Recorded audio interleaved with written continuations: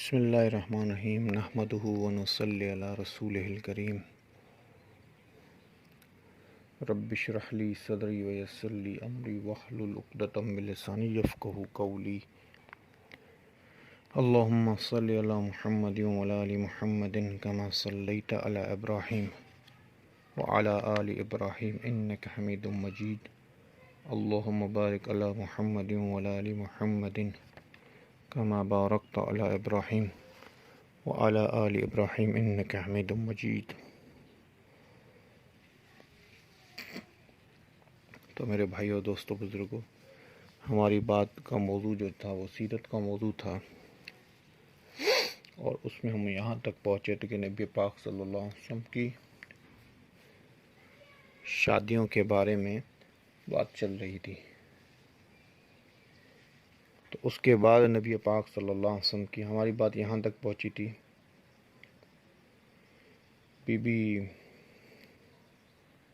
تو اس کے بعد حضور اکرم صلی اللہ علیہ وسلم کی جو شادی ہوئی وہ حضرت بی بی ام حبیبہ بنت ابو سفیان سے، ابو سفیان کی بیٹی تھی ام حبیبہ رضی اللہ تعالیٰ عنہ، ان سے شادی ہوئی۔ ان کے خاوند کے فوت ہو جانے کے بعد نبی پاک صلی اللہ علیہ وسلم سے نکاح ہوا۔ حضور اکرم صلی اللہ علیہ وسلم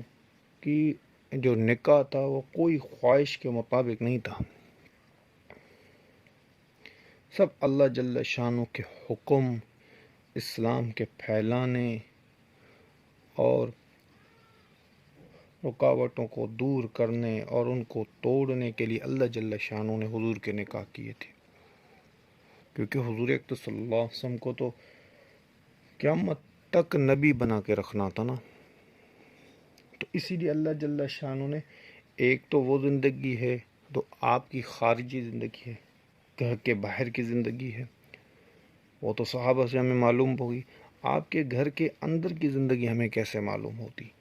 اسی لیے اللہ جل شانہ نے کثرت شادی کا ایک حضور اکرم صلی اللہ علیہ وسلم سے ایک کر کے ہمیں اور آپ کو پوری آپ علیہ الصلوۃ والسلام کی گھر کی زندگی کے بارے میں بتایا گیا ہے کہ آپ علیہ الصلوۃ والسلام نماز کیسے پڑھتے تھے، آپ علیہ الصلوۃ والسلام سوتے کیسے تھے، آپ علیہ الصلوۃ والسلام کی ہر اعمال، گھر والوں کے ساتھ کیسے سلوک تھے، ہر اعمال کے بارے میں اللہ جل شانہ نے ہمیں آپ کو بتایا ہے۔ اور یہ بھی تو دیکھیں نا ہم کہ ہر آدمی کے لیے 4 شادیاں شرط ہے، ٹھیک ہے، 4 شادی کر سکتا ہے ہر مسلمان۔ اگر اس میں سے ایک کو طلاق دے دیا پھر ایک اور شادی کر سکتا ہے، اگر بالفرض 2 ان کا انتقال ہو جاتا ہے پھر 2 اور شادی کر سکتا ہے، مطلب 4 شادی ایٹ اے ٹائم کر سکتا ہے۔ پھر اگر 2 چلی گئی ہو، 2 سے دوسری سے کر سکتا ہے، 2 کو، چاروں کو پھر اس نے طلاق دے دیا، پھر 4 نئی جو عورتیں ہیں ان سے شادی کر سکتا ہے۔ ہمارے لیے ایسے، ہر آدمی کے لیے ایسے، پر نبی پاک صلی اللہ علیہ وسلم کے پاس ایٹ اے ٹائم جو تھیں وہ 9 ازواج مطہرات تھی۔ ہم پر پابندی نہیں، آپ علیہ الصلوۃ والسلام پر پابندی تھی کہ بھئی اس سے زیادہ نہیں، کیونکہ جب آپ وصال کر رہے تھے تو آپ کی ازواج مطہرات 9 تھی، 9 اللہ نے بدلی نہیں کی۔ اور کتابوں میں آتا ہے، حدیث میں آتا ہے کہ ایک بار نبی پاک صلی اللہ علیہ وسلم کسی بات پر بیویوں سے ناراض ہو گئے تو آپ نے قسم کھا لی کہ میں 1 مہینے تک بیویوں سے بات نہیں کروں گا۔ اس کو شریعت میں ایلا کہتے ہیں، ایلا۔ تو حضرت عمر رضی اللہ تعالیٰ عنہ نے بی بی حفصہ رضی اللہ تعالیٰ عنہ سے آئے، کیونکہ ان کی وہ بیٹی تھی، بیٹی کے گھر آئے اور کہا کہ کیا ہو گیا حضور اکرم صلی اللہ علیہ وسلم کیوں ناراض ہو گئے؟ آپ کیا حضور اکرم صلی اللہ علیہ وسلم کو کہتے ہو کہ خرچہ دو، خرچہ دو، جب حضور اکرم صلی اللہ علیہ وسلم کو خرچہ دے تو آپ صدقہ کر دیتے ہو، کہ کیا ماجرا ہے؟ تو پھر فرمایا کہ اللہ جل شانہ نے اگر اللہ کے حکم سے حضور اکرم صلی اللہ علیہ وسلم کو طلاق دے دیں تو اللہ تو اس پر قادر ہے نا کہ حضور اکرم صلی اللہ علیہ وسلم کی دوسری شادی کروا دے۔ دوسری عورتوں سے شادی کروا لے. اور یہ قرآن کی آیت بھی ہے جس کا مفہوم ہے کہ اللہ جل شانہ فرماتے ہیں خبردار اگر اللہ تعالی جل شانہ چاہے تو میں اپنے نبی کو حکم کر دوں کہ وہ تم لوگوں کو طلاق دے دے اور تم سے زیادہ بہتر عورتیں اپنے نبی کے گھر میں لاؤں جو اسلام والی ہوں، ایمان والی ہوں، راتوں کو جاگنے والی ہوں، عبادت کرنے والی ہوں اور رات و دن اللہ تعالی جل شانہ کے دین کے پھیلانے والے ہوں گے اور روزے پر روزے رکھنے والے ہوں گے اور اپنے جسم، جان اور مال کی حفاظت کرنے والی ہوں گی. ایسی بیویاں ہوں گی جو کنواری ہوں گی، اور ایسی بیویاں ہوں گی جو بیوہ ہوں گی اور کنواری ہوں گی. اگر اللہ جل شانہ چاہے تو آپ لوگوں سے بہتر بیویاں لا کے دے گا حضور اکرم صلی اللہ علیہ وسلم کو. تو اس پہ بھی علماء اکرام نے ایک نقطہ لکھا ہے کہ رسول اکرم صلی اللہ علیہ وسلم کی جو زندگی تھی بیویوں کو طلاق نہیں دی، زندگی بھر بیویوں کسی بیوی کو طلاق نہیں دیا آپ علیہ الصلوۃ والسلام نے، کیونکہ اس کے بعد اللہ تعالی جل شانہ نے اللہ تعالی جل شانہ کے حکم کر دیا تھا کہ آپ علیہ الصلوۃ والسلام کے لیے یہ جو عورتیں ہیں. اسی سے علماء اکرام نے یہ نقطہ لکھا ہے، اس چیز کا نقطہ نکالا ہے کہ نبی پاک صلی اللہ علیہ وسلم کی زندگی میں جو یہ اللہ جل شانہ نے عورتیں دی یہ دنیا میں فہم، فراست میں اور ہر لحاظ سے سب سے بہتر عورتیں تھیں جو افضل تھی جو اللہ جل شانہ نے اپنے نبی کے گھر میں بنائی. اس سے بہتر کوئی عورتیں تھی نہیں اس زمانے میں، اس سے بہتر عورتیں تھی نہیں اس زمانے میں آگے بھی پیچھے بھی، کیونکہ سب سے بہتر عظیم عورتیں جو اللہ نے نبی پاک صلی اللہ علیہ وسلم کے گھر میں دی. اگر ہوتی تو اللہ جل شانہ